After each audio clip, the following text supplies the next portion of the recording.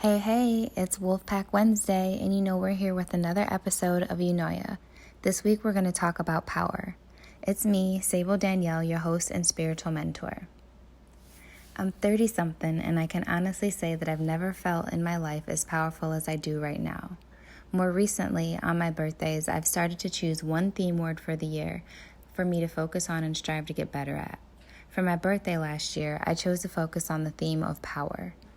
The reason that I chose power as my theme of the year was because for so long I gave away my power and I didn't really know what it felt like to feel powerful.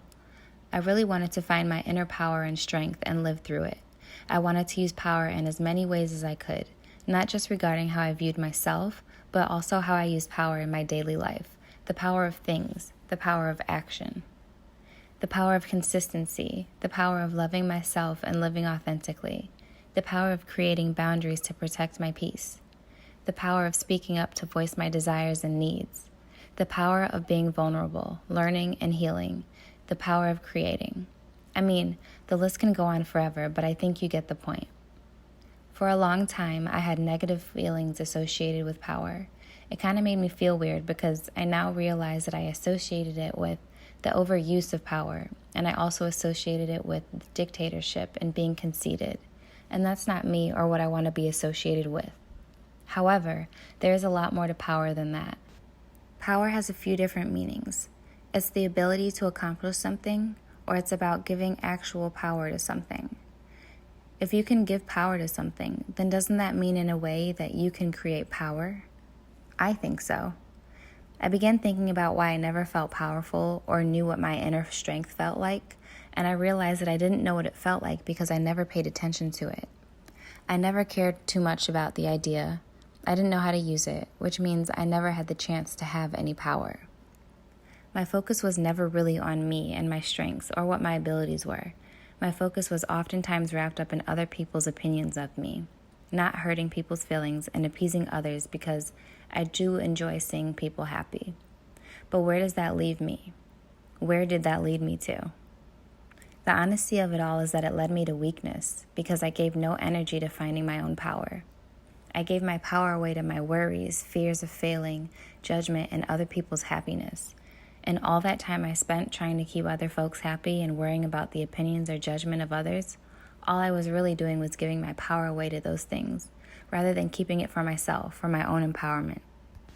In my last relationship and friendships, honestly, I put so much energy into trying to prove my worth that it left me worthless.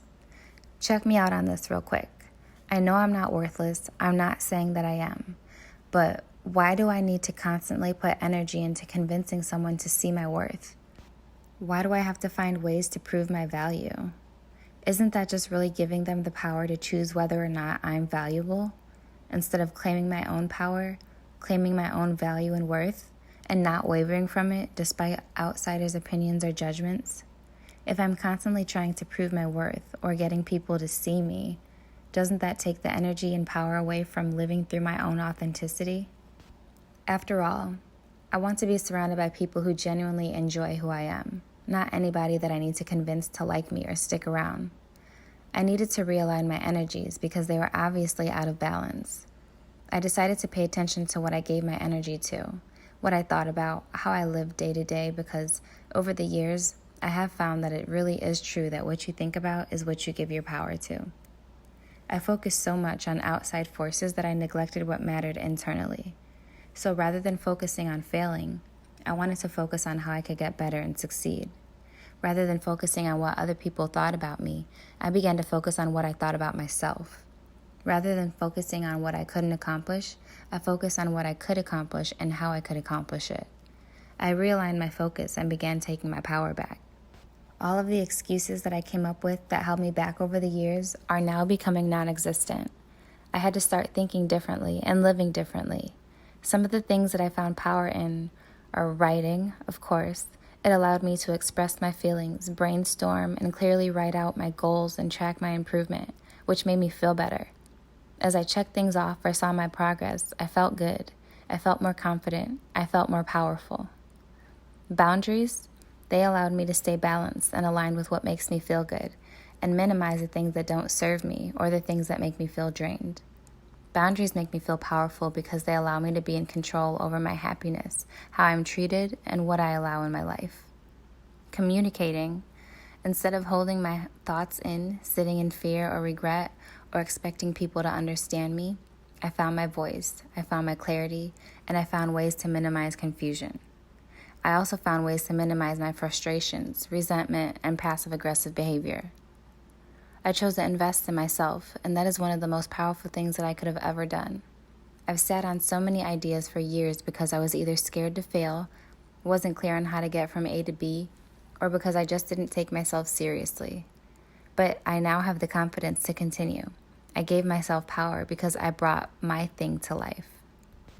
I started with an unclear idea of helping people, and it's now something tangible, something consistent, something that I'm proud of, something that I've built and that makes me feel powerful. Shout out to Anna for walking through this journey with me and helping me bring my ideas to life. Check her out on IG at Musabrand, MUSABRAND, if you're interested in starting your own brand. Anyways, back to the rest. Alone time makes me feel powerful. I've always been kind of codependent and uncomfortable with being alone. I now embrace it. I now know that I'm not going to melt away if I'm by myself or do something alone. Knowing how far I've come from where I was a few years ago makes me feel so powerful. I stopped using victim language. I had to rid myself of the victim mentality. Nobody did anything to me. Nobody took anything away from me. Nobody can make me feel any type of way. It's what I allowed, and it's what I continue to allow. Being the victim gives you no power.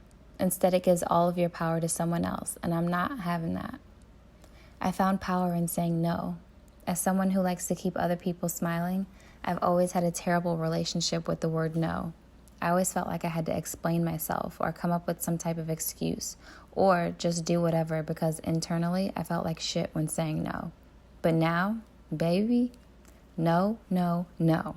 If I don't want to do something doesn't feel right, or I feel like I deserve better, I will not hesitate to let the word no come out of my mouth. I found my power in my journey. The other day I was chilling outside and my brother came out and randomly started having a conversation with me. I don't know how he knew that I needed that conversation, but it was right on time. He started talking to me about how it's okay to recognize your power and being an expert in certain areas that you excel in.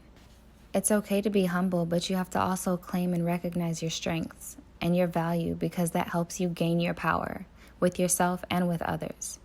I struggle with that. Even when I decided I wanted to help people and share my story, I questioned why people would want to listen to me. Like, what makes me so special? That makes me think that my words have the power to help other people, especially when my life was just in shambles. But that's just it. That's exactly why I get to speak about it. I lived it, and I pulled myself out of it, and I'm not ashamed of it. It's empowering to me, actually. My life was in shambles. I was in shambles, whether the people around me recognized it or not, and I'm no longer afraid to admit it. It's my life, my journey, my emotions, my experiences, my wisdom, and either you're with it or you're not. I'm not here to convince anybody about my value or the wisdom that I have. I'm just here to share it because that's what I feel compelled to do. In that conversation, my brother ran down a list of my accomplishments as a young 30-something-year-old woman. How all the shitty things that I went through I chose to suffer alone and pull myself out of alone, which is powerful in itself.